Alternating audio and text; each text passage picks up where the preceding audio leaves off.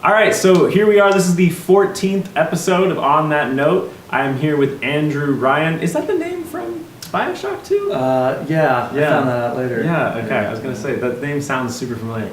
But he is a singer-songwriter from Missouri. He's just wrapping up his tour here and coming through Arizona. And we're sitting down to talk about some of his tracks today. Where I wanted to start with Wild Terrain, which is a single that has not officially been released yet. Correct. Okay, so definitely check that out. There will be links to it as well, and I'll be kind of putting it out on my social media when it does get released. But the song starts off with just kind of that, is it capoed, I'm assuming? Yeah. And then that like B flat chord, yeah, right? Right. And the whole verse is over that vamp. Like it's all one chord basically. And so what I'm curious is as a writer, when you have a harmony that's that static, what do you do in order to make the song interesting? Like what are some steps you took over that? Well, when I wrote the song, I was in my parents' house, watching their house when they were out of town, and I was just thinking about, life in general or whatever, and this little empty house, and was just kind of playing over the same B flat with the capo, just droning over it and doing a little hammer, and just got the melody and thought, what do they say, like three chords for rock and roll, yeah, or fours jazz, right? Yeah, like that. Oh yeah, that one. Yeah, so I don't know, it's just super simple. I mean, I've always enjoyed music that's simple, that has hooks, and it just seemed like it just how it happened. I don't really know, not like, okay, I'm making a song with just this for the verse, but it just happened, and it happens sometimes. Got it. And then, so are you playing all the instruments on that track, or do you have a full band that you record I have with? a band that I play with in St. Louis. Okay. On the last record I put out, I did all the acoustic and half the electric, and I did the drums on it, recorded it, mixed it. I actually went to school out here in 2004 at the Conservatory of Recording Arts and Sciences, and so I did all that first before I was like writing songs. I was a drummer for a while. Oh, interesting. So that's an interesting. So you would think that'd be the first step, but it's actually like all the way around. So yeah, that's cool. Yeah. And then one thing that I noticed, and to me seemed really effective because it is the verses kind of all one over that B flat, is you set up kind of this call and response with the vocal melody, where the first kind of part you're doing like that kind of thing, right, and then is the second half of the melody. Yeah. Are you, and because I know some people are just kind of like strumming and humming along, or do you actually take the time to kind of like map out your melody, or is it kind of whatever floats into your head first? It's just kind of what floats in my head. I just kind of, a lot of times when I'll write a song, I'll just play the riff or whatever section, like a verse or whatever it is, and I'll just kind of spit out whatever subconscious flow of melody, and then figure out the words later. Then realize maybe it does mean something, and maybe it doesn't. Yes. Yeah. Because I thought that was a cool kind of. It gave it like a nursery rhyme almost quality, where you kind of have just kind of this one simple thing going on, and then just kind of these two like echoing parts on the melody. I thought it was really cool, and an effective way to kind of to keep it simple, but also give it enough like back and forth where it maintained some like interest as well. I thought that was a cool little idea. Now, when you go into the chorus on that song, we get that kind of G minor, E flat transition. Right. What I thought two things were really interesting about the chorus. Number one, obviously the background vocals that are there. Is that all your voice, or is that other people singing as well? No, that's a few other people. Yeah. Okay. Yeah. And how did that part come about? Because it is really like. I think especially with as kind of straightforward as the verses, that build in the chorus is pretty impactful the way you set it up.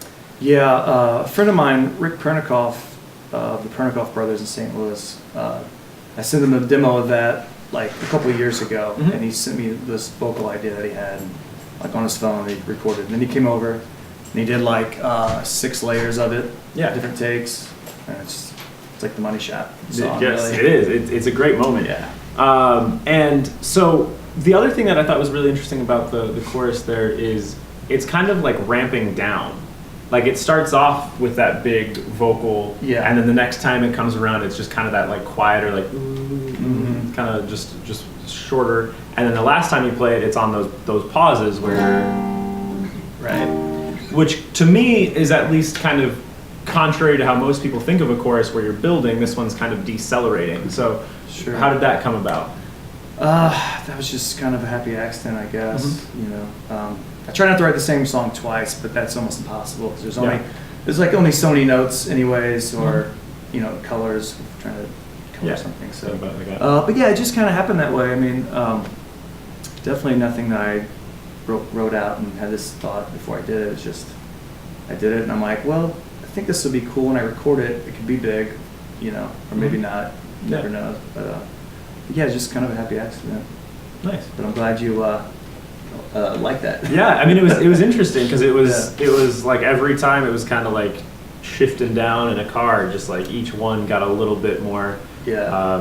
calm, which I thought was interesting. And then of course that led back into the verse pretty nicely. It didn't feel like big and then small. It felt like kind of like Yeah.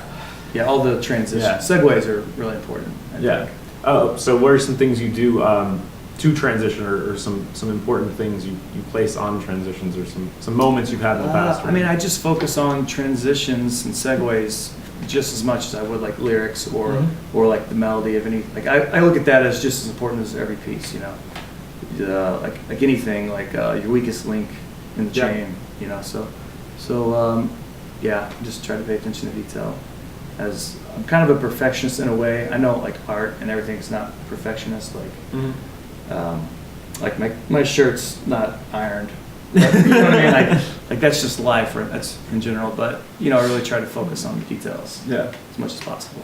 It's not hard. Yeah, and then lyrically, one thing that I thought was pretty interesting is, I mean, actually, if you just want to take a moment to kind of talk about Sure. what is the kind of lyrical content of the song, and then I have kind of a specific question about the second verse. That I thought Okay, was pretty cool. interesting. Yeah. So yeah, my parents were out of town visiting my brother. He lives in Taiwan, Mhm.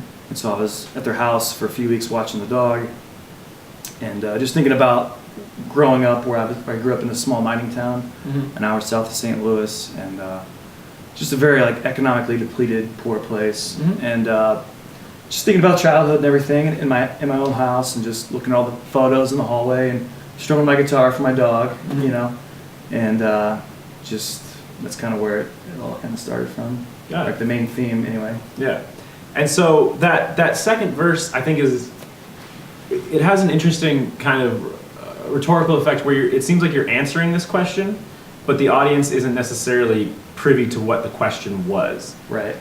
So you kind of have this moment of you're trying to find the answer.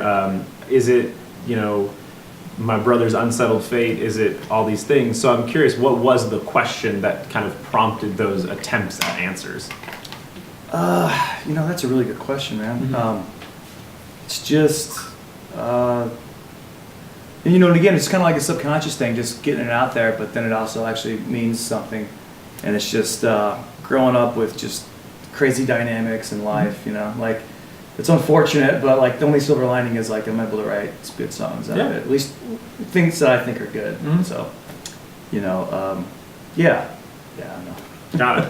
Because that was something that, like, as I was listening to it, I was kind of like, okay, so there's clearly some attempt at figuring something out, but I'm not sure what it is. Right. So you're not sure either? Well, I mean, I have a good idea. Okay. And I was saying that last night when I played a listening room. It's like in between songs, like I'm talking to the crowd. I'm like, you know, I'm very chipper and happy. Mhm. Just the songs are sad, you know. Yeah. But it's like the therapy, I guess. You Yeah. know? So it's better than not having it at all. Of course. So Yeah. so people are always surprised when they meet me. They're like, "Oh man, you're really nice. You're really Yeah. positive." Yeah. Yeah.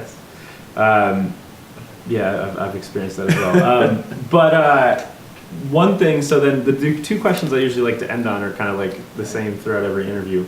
But I mean, you kind of talked about you went the audio engineering route before you went the musician route, Right. which is kind of interesting.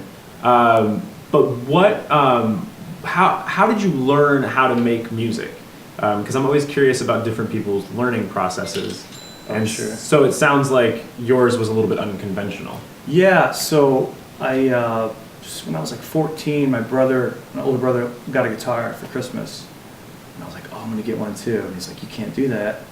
You can't copy me." So I was listening to a lot of like punk and ska music at the time. And I was like, man, I'll get drums. Drums sound cool. So I started playing drums, and I did that for like 5 years, pretty serious as like a 19, 20-year-old could be. And from 14 till 19. And then I went to the conservatory out here. I got accepted to go. So then I learned all of that, but I never took any formal music classes in school. I had a chance to do like 6th grade band, you know, and I turned it down and took study hall instead because there was like a very attractive 23-year-old teacher that had the position, and she would play guitar, and it was just a cool class, and I really wasn't into like marching band music anyways. But yeah, I just watched my brother play guitar and learned how to do the chords eventually, and read a few books on it. But like I can't read music, you know. Same with drums. I just learned by ear, go to the radio and stuff. Cool.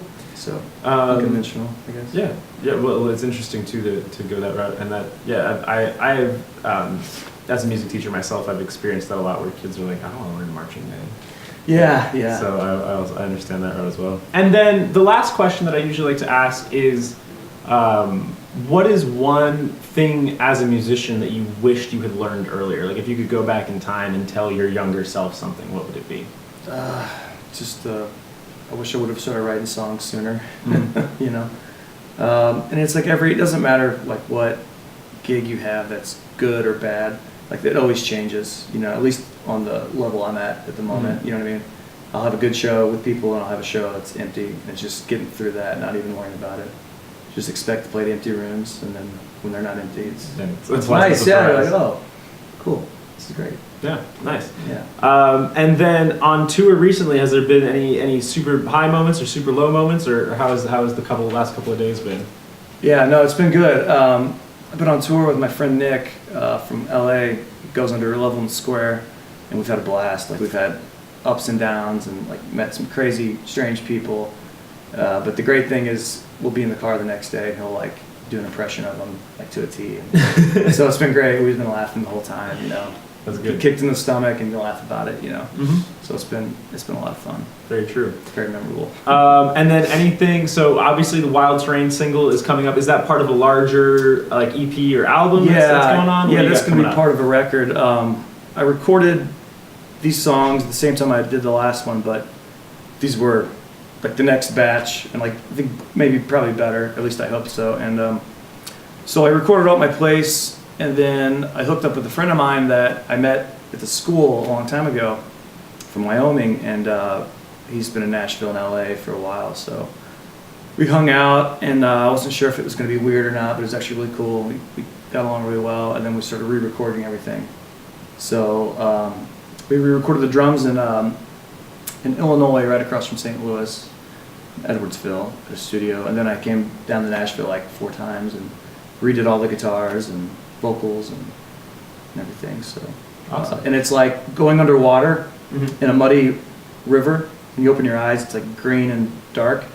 But that's how it was with the stuff I did. And then like with them re-recording it and like EQing better, it's like a clear water. Like it just sounds better, you know. Yeah. So at least I can tell the big difference. So I should just not try to do all that stuff. You know, just do one thing. Yeah, I understand that. So it's been a good learning experience for that too. And then, does it have a name or a release date? Yeah, the album title's gonna be Wild Terrain also. Okay. I think there's 11 songs, and I think I'm gonna try to get it out by May.